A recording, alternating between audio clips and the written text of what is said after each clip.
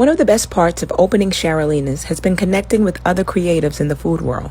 This week, Tex, the owner of Uncle Blue's Barbecue, invited me to an outdoor tasting with Foodie Queen and Lily. The dish? Ostrich. Yes, you heard me right. Ostrich. Now, ostrich has never been on my foodie bucket list, but this is what chefs do, create and try new dishes. I was definitely hesitant, but after a little chef-to-chef coercion, I decided to give it a try. And honestly, it wasn't that bad. It tastes just like turkey. Getting to sit down with other chefs, share stories, and swap ideas reminds me just how much community matters. Building this bakery just hasn't been about cake. It's been about connection, and I'm here for all of it. Now it's time to try the ostrich. Here we go. Oh, Jesus Christ. I can do it. I can do it. I can do it.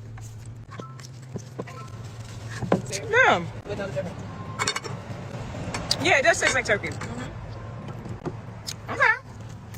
You think it's roast beef? I'm trying to see if there's like an aftertaste that's coming. But I don't see it. It's not. It's more dark meatish. So you gotta make sure.